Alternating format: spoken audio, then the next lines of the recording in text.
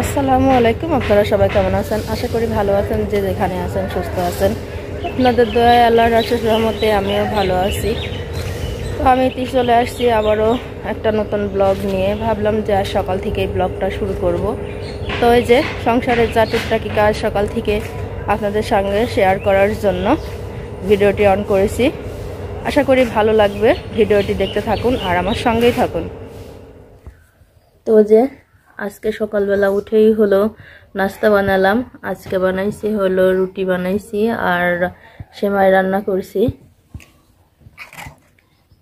সেমাই আছে, সাথে পটল আলু দিয়ে ভাজি আর যে মাংসের ঝোল আছে। আজকের সকালের নাস্তাটা এটা দিয়েই হবে। তো এই যে তানভীর বসে আছে খাওয়ার জন্য, খাওয়ার পটল। তো যে আজকে অনেকটা দেরি হয়ে গেছে হাঁস মুরগিগুলি ছাড়তে। তো মুরগিগুলো তো আগেই বাড়াই গেছে।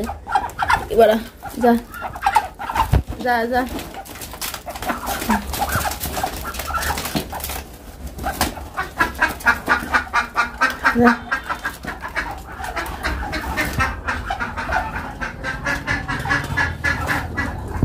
আয় আয় আয় আয়।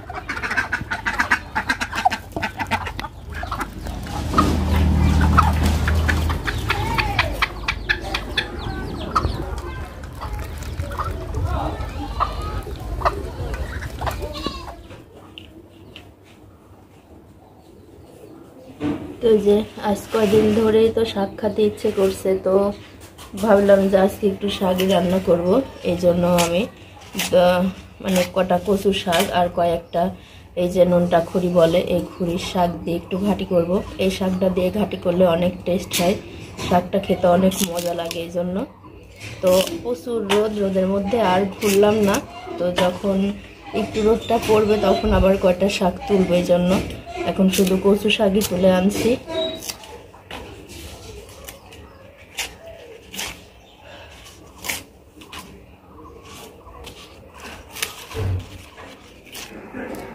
তো এই যে এখানে কিন্তু আমি কাঁচকলাগুলো বেশ ডুমডুম করে কেটে রাখছি।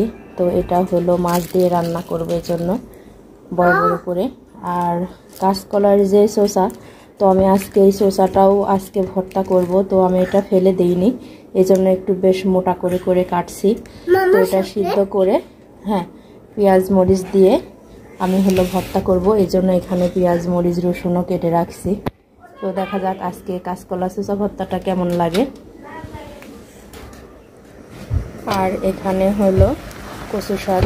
বলছিলাম যে অনেকদিন কচু শাক খাওয়া হয় না, তো আজকে একটু কচু শাক উঠাইছি, এখানে আমি সিদ্ধতে বসাইছি।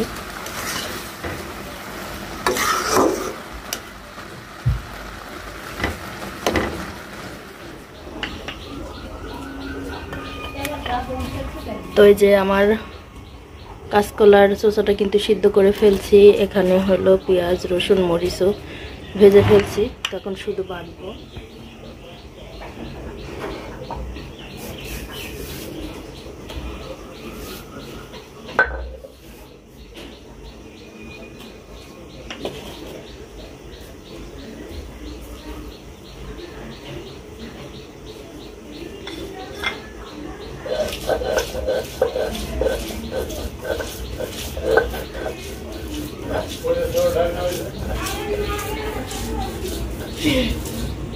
ভর্তা কিন্তু খাওয়া খুব সহজ, আর ভর্তাটা করা কিন্তু অনেক কষ্ট। যেহেতু যে খাবারটা টেস্টি হয় সেটা কিন্তু করতে অনেক কষ্টই হয়।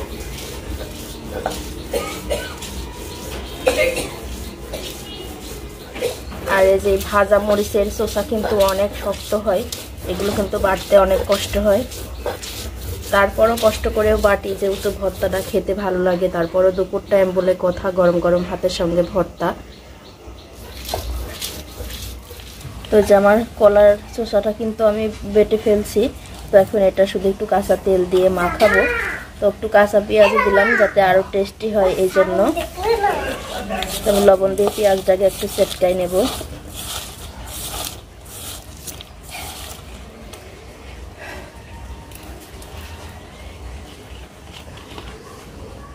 আর যেখানে দেখতে পাচ্ছেন এটা হলো সরিষার তেল, খাঁটি ঘান ভাঙানো তেল। তো এই তেলটার প্রচুর ঝাঁজ, ভর্তায় দিলে খুব মানে এমন একটা ঝাঁজ হয়, ভর্তার টেস্টটা কিন্তু খুবই অন্যরকম হয়। পড়ে গেল, পরে লাগাও।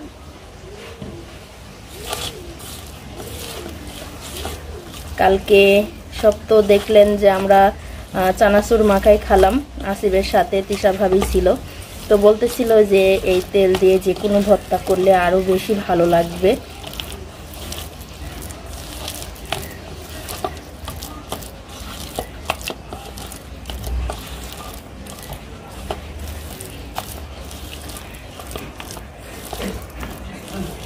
ছোট ট্রেটা দাও, ট্রের উপরে উঠালে দেখতে না কি এই কি এবার দেখো গোশত কি প্রতিদিন হয় আব্বা? এটা হলো কাঁচকলার তরকারি। তো এই যে তরকারিগুলো রেডি হয়েছে, শাক, ভর্তা, আর সাথে আছে হইলো পুঁটি মাছ ভাজা রাখছি আমি খাওয়ার জন্য। তো ভাজা মাছ দিয়ে ভর্তা দিয়ে ভাত খাইতে খুব ভালো লাগে। কাটা তো আছে বাবা।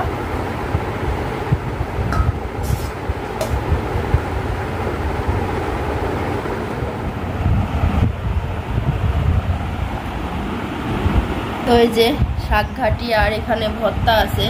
তো আজকে কারুকে এখনো দেই নাই, তো তিশা ভাবি এইমাত্র নিচে আসছে, তো বললাম যে খাবে কিনা। তো আমরা কিন্তু শাক ঘাটি বলেন ভর্তা বলেন সবাই মিলে একসঙ্গেই খাই। তো আজকে আমারও ঠান্ডা লেগে হালকা জ্বর, এই জন্য ভালো লাগেনি আর কি রান্না করে এতক্ষণ শুয়েছিলাম। তো ভাবির সঙ্গে দেখা হলো, তাই বললাম যে ভাবি শাক খাবেন কিনা। তো কয় এত ভালো খাবার তুই আমাকে খুঁয়েই খালি কি করে। তো যাই হোক, তো শাক আর ভর্তা দিয়ে এখন একটু দিয়ে আসবো, ও খাবে। ওরও শরীরটা বেশ একটা ভালো নয়, ঠান্ডা জ্বর।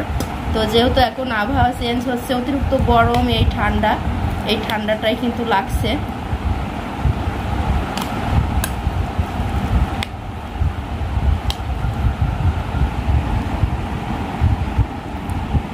আর আমরা কয়জা কিন্তু ভর্তা, ঘাটি, শাক এগুলো খুবই পছন্দ করি, যেই করি না কেন। কেউ কিন্তু একা একা খায় না, সবাই সবাইকে দিয়েই খায়। তো এই যে আমি কিন্তু শাকটা নিয়ে বের হয়েছি, তিশা ভাবির ওখানে যাবো এই জন্য।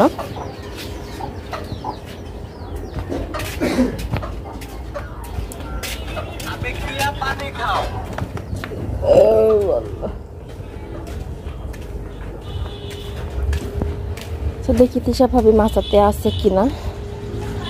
তো না, মাছাতে নাই, ও হলো উপরে উঠে গেছে। তো আমি এখন ওর কাছেই যাব।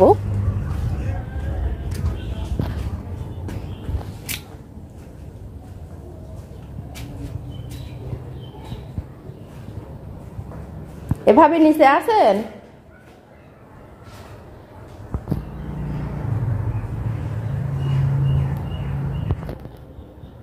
তো তো মনে হয় নিচে নাই, উপরেও রুমে গেছে। ওই যে শখ করে কিন্তু মুরগির বাচ্চাগুলো উঠেছিলাম, সব বেজিতে বিড়ালে খেয়ে ফেলছে। আর মাত্র 7টা মুরগির বাচ্চা বাঁচে। তো মোরগ হবে না মুরগি হবে এখনো বোঝা যাচ্ছে না।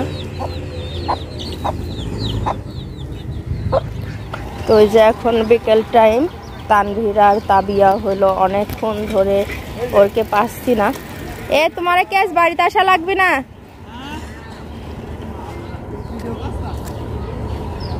এই হৃদয়ের মুখ উঠে গেছে, পার হয়ে না। আসো আসো আসো।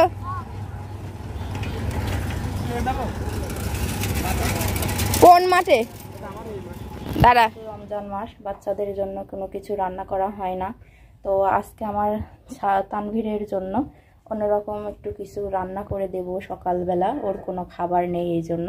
তো বলছে আম্মু আমি খিচুড়ি খাবো, এই জন্য ভাবলাম যে ওকে একটু সবজি খিচুড়ি করে দিই, যেহেতু জ্বরের মুখ, ওর একটু মুখরুচি খাবারও হবে। এই জন্য আমি এখানে হলো আলু, সিম আর ফুলকপি দিয়ে কেটে রাখছি, সঙ্গে অল্প একটু বেগুনও দিয়েছি যাতে খিচুড়ি যাতে একটু নরম হয় এই জন্য। আর যেখানে সব কিছু কেটে রাখছি মশলাগুলো, পেঁয়াজ, রসুন, মরিচ, হলুদ দিয়ে একবারে উঠাই রাখছি। হ্যাঁ, তো আপনাদের ভিডিওটি কেমন লাগে সেটা কমেন্ট বক্সে জানাবেন। আর ভিডিওটি দেখতে থাকেন, অবশ্যই ভালো লাগবে।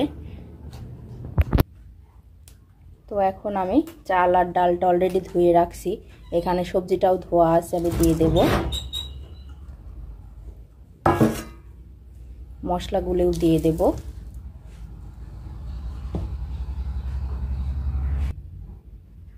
সাথে সামান্য অল্প একটু তেল দেব, তেলটা বেশি দেব না যেহেতু বাচ্চাদের খাবার।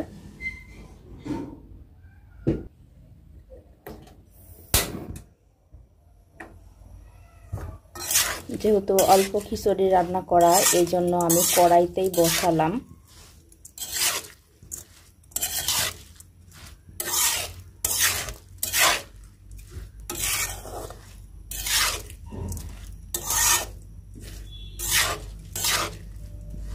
একটু এভাবে কড়ার মধ্যে কষিয়ে পানিটা আমি দিয়ে দেব।